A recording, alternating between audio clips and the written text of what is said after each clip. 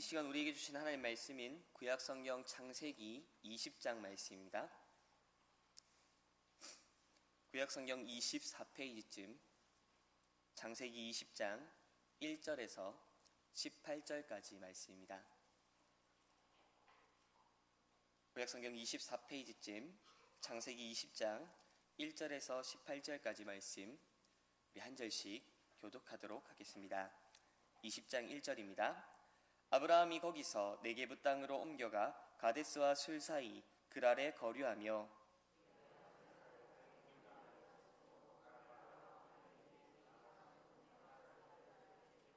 그 밤에 하나님이 아비멜렉에게 현몽하시고 그에게 이르시되 네가 데려간 이 여인으로 말미암아 네가 죽으리니 그는 남편이 있는 여자임이라.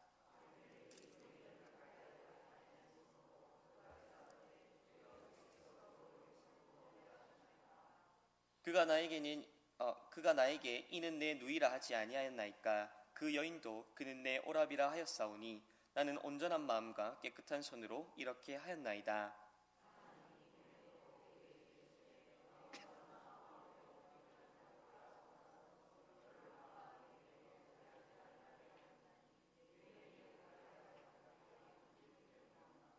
이제 그 사람의 아내를 돌려보내라. 그는 선지자라. 그가 너를 위하여 기도하리니 네가 살려니와 네가 돌려보내지 아니하면 너와 내게 속한 자가 다 반드시 죽을 줄 알지니라.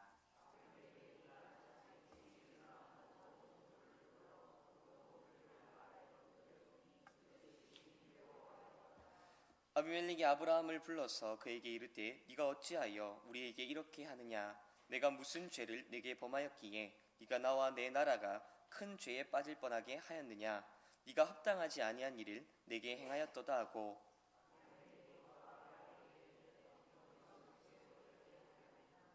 아브라함이 이르되 이곳에서는 하나님을 두려워함이 없으니 내 아내로 말미암아 사람들이 나를 죽일까 생각하였음이요.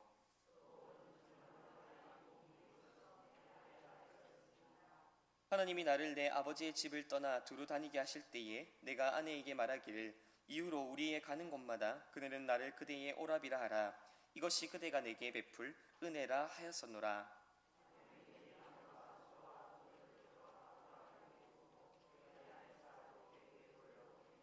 아브라함에게 이르되 내 땅이 내 앞에 있으니 네가 보기에 좋은 대로 거주하라 하고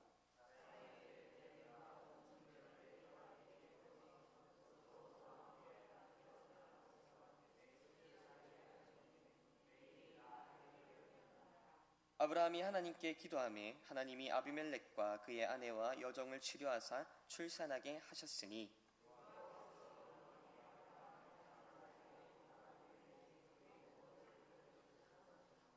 아멘. 예, 제가 창세기 강해를 진행하면서 몇 번 말씀을 드렸습니다마는 우리가 성경을 읽으면서 주의해야 될 사실이 하나 있는데요. 그것은 성경을 위인전이나 혹은 윤리 도덕책으로 읽어서는 안 된다는 사실입니다. 물론 성경에 윤리적이고 도덕적인 권고들이 나오지 않는다는 것은 아닙니다. 성경은 우리에게 윤리적이고 도덕적인 권고를 할 때가 있고 우리는 그 권고들에 귀를 기울이고 또 그에 따라 행동을 해야 합니다. 하지만 그렇다고 해서 성경을 단순한 윤리 도덕책이나 혹은 위인전 수준으로 보는 것은 성경이 말하고자 하는 그 내용의 절반도, 아니 더 정확하게 말을 하자면 완전히 다르게 이해할 가능성이 더 커집니다. 그리고 그렇게 잘못 이해할 가능성이 있는 대표적인 본문 중에 하나가 바로 오늘 우리가 읽은 이 창세기 20장 본문이 아닐까 생각을 합니다. 오늘 우리가 읽은 이 창세기 20장은 아브라함과 아비멜렉이라고 하는 인물의 만남에 대해서 기록하고 있습니다. 아브라함이 아비멜렉을 만났을 때에 자기 아내 사라를 여동생이라고 속여서 아비멜렉의 집에 큰 재앙이 찾아왔는데 다행히 하나님께서 아비멜렉의 꿈에 나타나셔서 그를 만류하시고 그렇게 아비멜렉이 큰 악에 큰 죄에 빠지지 않도록 했다는 것이 오늘 본문의 큰 골자입니다. 만약 이 본문을 윤리적이고 도덕적으로 접근하면 어떻게 이해할 수 있을까요? 조금 단순하긴 하지만 믿음의 사람인 아브라함이 거짓말을 했다. 아브라함의 거짓말로 인해 아비멜렉과 그 가문에 큰 피해가 일어날 뻔했다. 다행히 하나님께서 아비멜렉을 말리셔서 큰 죄에 빠지지 않도록 막아주셨고 그렇게 큰 피해를 입지 않도록 했다. 아마 이렇게 해석할 수 있을 것 같습니다. 그리고 이러한 해석으로부터 우리는 도덕적인 교훈들을 몇 가지 끌어낼 수 있습니다. 아브라함이 거짓말을 해서 아비멜렉에게 피해를 준 것처럼 우리 그리스도인들이 거짓말을 할 때에 다른 사람들에게 피해를 입힐 수 있다. 따라서 그리스도인들은 거짓말을 하면 안 된다. 혹은 아브라함의 거짓말로 인해 피해를 하나님께서 막아주셨던 것처럼 그리스도인들의 과오와 잘못으로 인한 그 피해와 악영향을 하나님께서 역사하셔서 막아주신다. 이처럼 자기 백성과 자녀들의 과오를 상쇄시켜 주시는 우리 하나님을 바라보고 의지하자.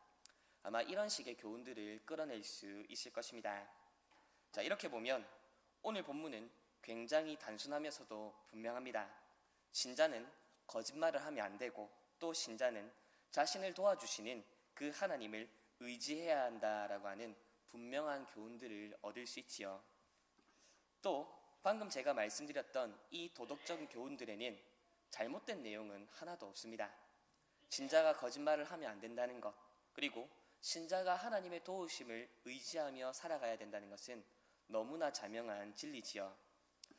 여기서 이 내용을 좀 더 발전시켜 본다면 신자들은 자기 유익을 구하거나 목숨을 부지하기 위해서 거짓말을 하면 안 된다라고 하든지, 혹은 우리를 돌아보시는 하나님의 도우심을 인정하며 동시에 감사하며 기뻐하는 삶을 살자, 이런 식으로 발전시킬 수도 있을 것입니다.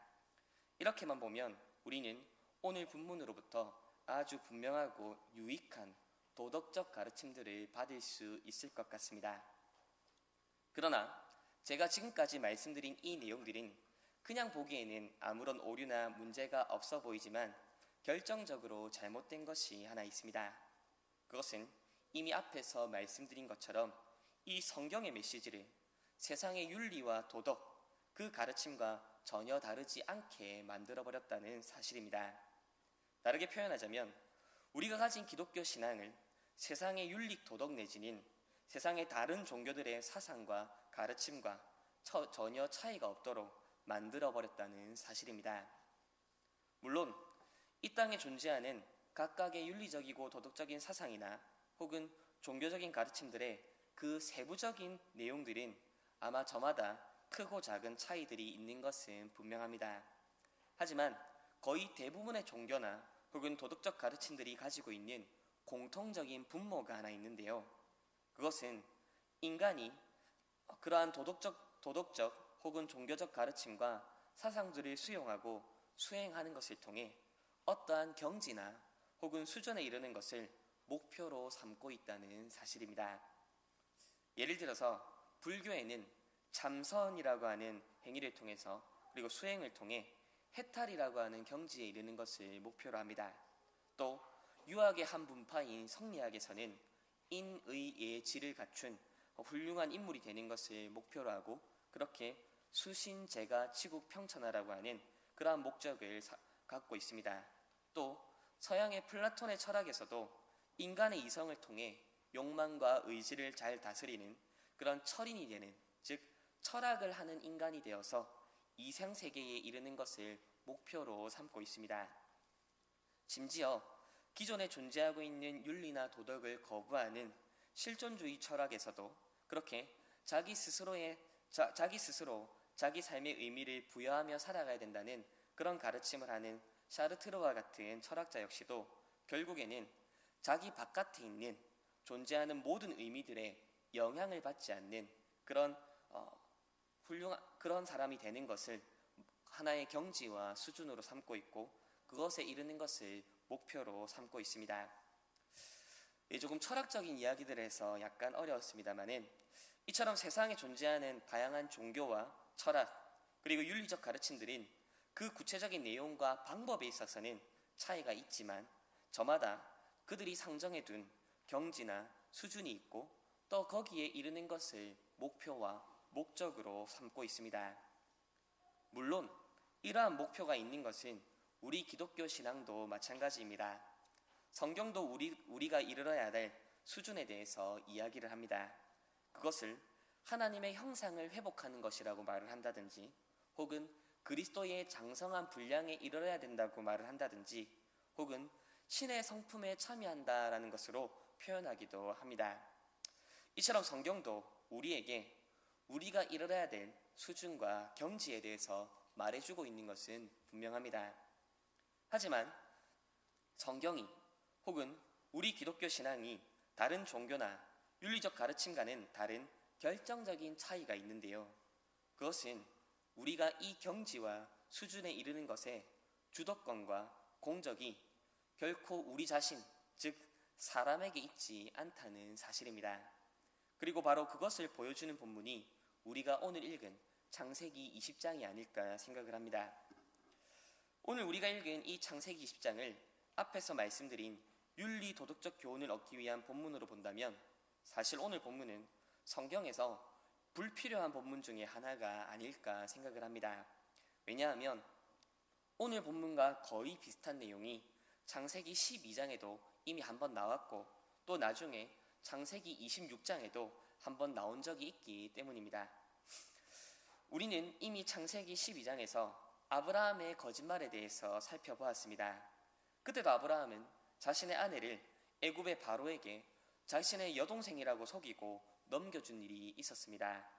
그리고 하나님께서는 그 일로 인하여서 바로의 집에 큰 재앙을 내리셨습니다.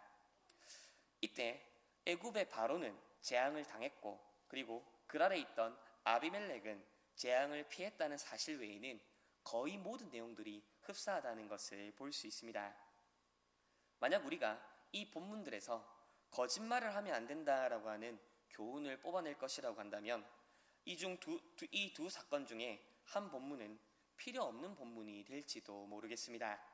어차피 똑같은 교훈을 얻을 것이라면 굳이 똑같은 내용이 두 번 반복해서 기록될 필요가 없는 것이기 때문이지요.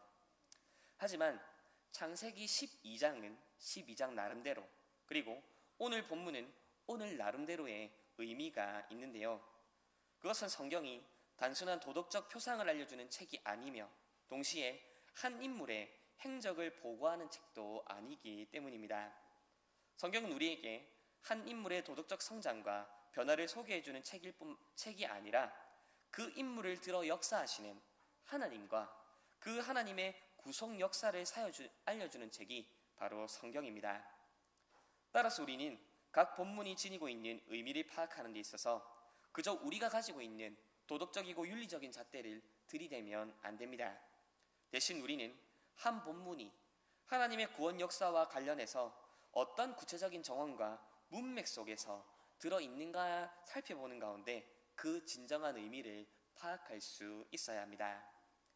그리고 오늘 본문은 창세기 12장과는 그 내용에 있어서는 비슷할지 모르겠지만 그 정황에 있어서는 전혀 다른 상황 속에 놓여 있다는 것을 알 수 있는데요. 창세기 12장은 하나님께서 아브라함과 언약을 맺은 지 얼마 되지 않았고, 따라서 아브라함이 하나님께서 자신과 맺으신 그 언약의 의미와 가치에 대해서 제대로 이해하지도 파악하지도 못한 때에 주어진 내용이 바로 창세기 12장에 나타나는 아브라함의 거짓말입니다. 하지만 오늘 본문은 다릅니다. 오늘 본문은 창세기 15장, 17장, 그리고 18장 이후에 일어난 사건이면서 동시에 창세기 21장 직전에 일어난 사건이라는 것을 우리는 알아야 합니다. 창세기 15장과 17장에서 아브라함은 자신의 후손에 대한 언약의 내용과 의미들을 더욱더 분명하게 알아갔고 확인을 했었습니다. 그리고 창세기 18장에서는 하나님께서 자신을 의와 공도를 행하는 백성으로 부르셨다라고 하는 바로 자신의 사명에 대해서 확인할 수 있었지요. 이처럼 아브라함은 비록 여러 가지 역경과 실패가 있긴 했지만 하나님과의 함께하는 긴 여정을 통해서 하나님의 언약 안에서 계속해서 변화하고 성장해 나갔습니다. 또한 아직 우리가 직접 살펴보지는 않았지만 창세기 21장은 이삭의 탄생에 대해서 기록하고 있습니다. 아브라함에게 있어서 이 이삭의 탄생은 그저 한 명의 아들이 태어난 정도의 문제가 아닙니다. 아브라함에게 있어서 이 이삭의 탄생은 25년 전 하나님께서 아브라함과 맺으신 그 언약의 성취와 완성의 한 모양을 의미합니다. 이처럼 창세기 12장에서부터 시작된 아브라함의 언약이 아브라함 개인의 차원에서 보자면 성취와 완성에 이르는 때가 바로 오늘 본문이 위치한 때입니다. 그런데 바로 오늘 본문은 그 아브라함이 창세기 12장에서부터 21장에 이르는 긴 성장의 과정 가운데 문득 전혀 뜬금없이 끼어든 듯한 인상을 주고 있습니다. 왜냐하면 12장에서부터 18장까지 차근차근 성장하던 아브라함이 갑자기 20장에 와서 12장에서 저질렀던, 즉 하나님께서 처음 그를 부르셨던 그 잘못의 자리로 다시 돌아가는 듯한 인상을 우리에게 주기 때문입니다. 여기서 우리는 한 가지 질문을 할 수 있어야 됩니다. 그것은 왜 성경은 뜬금없이 이 아브라함의 실패를 지금 여기서 보여주는 것인가? 왜 아브라함은 창세기 12장에서 이미 해결되었을 법한 그 잘못으로 아브라함을 다시금 돌아가게 만드는가? 이삭의 탄생이라고 하는 언약의 성취와 완성을 목전에 두고서 왜 그는 하나님께서 그를 처음 부르셨을 때의 그 잘못으로 돌아가는 것인가? 이런 질문을 우리가 던질 수 있어야 합니다. 그런데 바로 이것이 창세기 20장에 기록된 이유가 아닐까 생각을 합니다. 다르게 표현하자면 바로 이 창세기 20장의 내용이야말로 아브라함에 대한 이 성경의 기록을 단순한 위인전이 아니라 하나님의 구속 역사에 대한 기록인 성경으로서의 성격을 더욱 분명하게 드러내주는 내용이라는 것입니다. 이렇게 생각하는 이유에는 크게 두 가지가 있는데요. 오늘은 그 중에서 한 가지만 생각해 보도록 하겠습니다. 오늘 본문 창세기 20장 사건이 아브라함 이야기를 단순한 위인전이 아니라 하나님의 구원 역사에 대한 기록으로서의 성격을 분명히 하는 이유는 바로 오늘 본문이 속해 있는 위치 때문입니다. 이미 앞에서 여러 번 말씀을 드린 내용을 다시 말씀드리면 오늘 본문은 창세기 18장 이후 그리고 창세기 21장 직전에 기록된 내용입니다. 창세기 18장에서 하나님께서 아브라함을 부르신 목적, 곧 의와 공도를 행하는 백성이 되게 하겠다는 것을 말씀하셨습니다. 그리고 창세기 21장은 이삭의 출생에 대해서 다루고 있는데 이것은 곧 아브라함 개인에게 있어서 하나님께서 자신과 맺으셨던 그 언약의 성취와 완성을 의미합니다. 그리고 바로 이 둘 사이에 오늘 본문의 내용인 아브라함의 실패, 그것도 그가 하나님께서 처음 부르셨을 때에 당했던 그 실패와 동일한 실패를 다루고 있다는 것입니다. 이러한 본문의 구성은 우리에게 한 가지 사실을 깨닫게 합니다. 그것은 아브라함에게 하나님의 구체적인 사명이 부여되고 그리고 언약이 성취되고 완성되는 그 순간까지도 여전히 아브라함은 연약하고 부족한 한 명의 인간이었다는 사실입니다. 만약 기독교 신앙이 세상의 윤리와 철학에서의 가르침과 같다면 아직 아브라함은 하나님의 그 구체적인 사명을 부여받지 못했을 것이고 그리고 언약의 성취를 받을 만한 경지와 수준에 이르지 못한 인물이라 할 수 있지요. 왜냐하면 그가 하나님께로부터 처음 부름받았을 때와 동일한 잘못을 저지르고 있기 때문입니다. 물론 창세기 12장의 아브라함과 지금 이 20장의 아브라함이 전혀 다르지 않다고는 말할 수 없을 것입니다.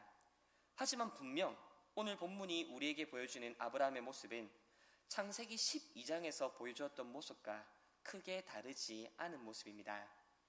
그런데 바로 그런 아브라함에게 하나님께서는 하나님의 사명을 부여하셨고 동시에 이삭의 탄생이라고 하는 이 언약을 성취해 주시겠다, 그렇게 성취해 주실 것을 준비하고 계시는 것이지요.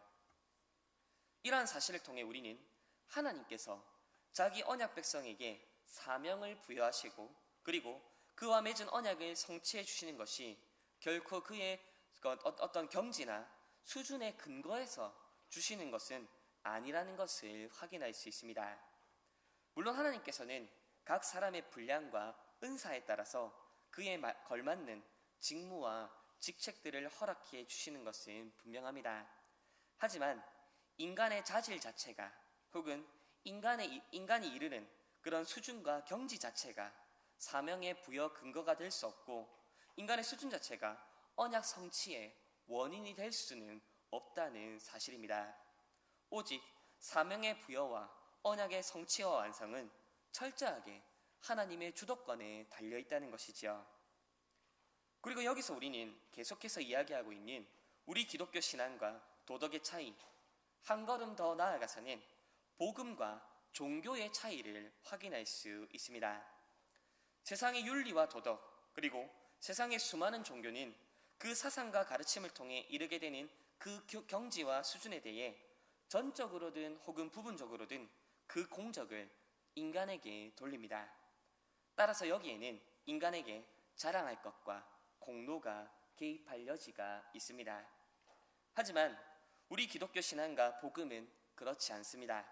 성경은, 그리고 복음은 우리가 하나님께로부터 부여받은 사명, 그리고 하나님께서 우리에게 허락하신 그 언약의 성취가 철저하게 하나님의 주도권에 달려있음을 우리에게 가르칩니다. 그리고 그 과정에서 우리를 성장시키시고 자라게 하시는 분 역시도 하나님이시라는 것을 우리에게 밝힙니다. 그런데 많은 그리스도인들이 이 복음과 종교의 차이를 제대로 분별하지 못합니다. 기독교 신앙을 이해하고 복음을 이해할 때에 마치 세상의 윤리와 도덕적 가르침을 이해하듯이, 다른 종교의 가르침을 이해하듯이 접근을 합니다. 그렇게 다들 신앙인으로서 살아가는 것이 아니라 종교인으로서 살아가는 듯합니다. 종교인으로 사는 자들의 모습인 겉모습에 있어서는 신앙인과 크게 다르지 않습니다. 예배와 집회에 참여하고 경건의 모양을 갖추고 헌신과 봉사의 자리들을 감당하기도 합니다. 그리고 거기서 나름대로의 보람과 만족감도 느끼지요. 하지만 그들이 느끼는 보람과 만족은 그들 스스로 만들어낸 보람과 만족입니다. 자신들의 성취감에서 느끼는 보람이고 스스로 일궈낸 성과에 대한 만족입니다. 그리고 이것은 자기 공로와 의로 여겨집니다. 드물긴 하겠지만 대놓고 자신의 한 일들에 대해서 과시하고 자랑하는 자들이 있는가 하면 대놓고 자랑하지는 않지만 만약 남들이 자신이 한 일들에 대해서 알아주거나 인정해주지 않으면 매우 서운해하고 섭섭하게 생각을 합니다. 또 경우에 따라서는 남들과 자신을 비교하며 괜한 우울감에 젖어들거나 혹은 반대로 괜한 열등감에 빠져들기도 합니다. 그래서 어쩌면 사람들은 복음과 종교심을 구분하지 못할 뿐만 아니라 혹 구분하지도, 그리고 그 종교심을 포기하지도 않는 것인지 모르겠습니다. 왜냐하면 이 종교심으로 말미암아 얻게 되는 보람과 성취감이 꽤나 쏠쏠하기 때문입니다. 그러나 복음으로 사는 사람, 즉 신앙인은 다릅니다. 그들이 느끼는 만족과 보람은 스스로 만들어내거나 임의적으로 형성한 보람이 아닙니다. 그들이 느끼는 만족은 하나님의 은혜로 말미암아 느끼는 만족이고, 그들이 느끼는 보람은 자기 자신이 세운 목표를 이룬 보람이 아니라 하나님의 뜻이 이 땅 위에 이루어지는 그 일에 쓰임받는 것에 대한 보람입니다. 따라서 여기에는 자기의 공로와 의가 끼어들 수 없습니다. 자랑과 과시가 끼어들 여지도 없는 것이지요. 복음을 따라 살아가는 자들의 고백은 감사이며 그들의 삶의 태도는 겸손입니다. 여기서 우리는 우리 스스로에게 이렇게 물어볼 수 있어야 할 것 같습니다. 우리는 신앙인입니까? 아니면 종교인입니까? 우리는 복음으로 말미암아 살아가는 자들입니까? 아니면 우리 자신 안에 있는 종교심과 윤리와 도덕으로 살아가는 자들입니까? 이제 말씀을 맺겠습니다. 오늘 우리는 아브라함 이야기에 이 창세기 20장 말씀이 지니고 있는 의미에 대해서 살펴보았습니다. 창세기 20장은 아브라함의 언약 성취 직전에 아브라함의 실패를 보여줌으로써 이 아브라함이 사명을 부여받고 그리고 언약의 완성을 부여받는 것이 결코 그가 이르는 경지와 수준으로 말미암아 주어진 것이 아니라는 것을 확인했습니다. 그리고 이를 통해 아브라함 이야기가 단순한 위인전이 아니라 하나님의 구원 역사에 대한 기록으로서의 성격을 분명히 한다는 것을 우리가 확인할 수 있었습니다. 그리고 이것은 이 시대의 신자들에게도 동일하게 적용될 수 있는 말씀입니다.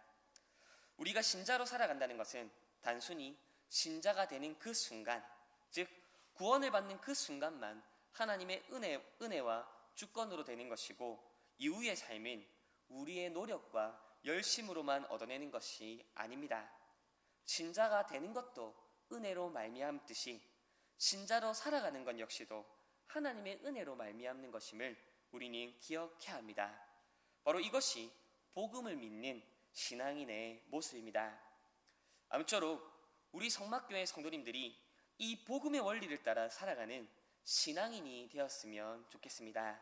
그리하여서 신자가 되는 그 순간뿐만 아니라 신자로서 감당해야 될 그 생활과 삶 역시도 복음의 원리를 따라 살아가는 가운데 하나님을 향한 참된 감사와 겸손을 드러내시는 저와 여러분 되시기를 우리 주님의 이름으로 축원드립니다.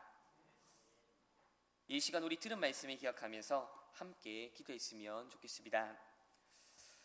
우리 첫 번째로 기도할 것은 우리에게 복음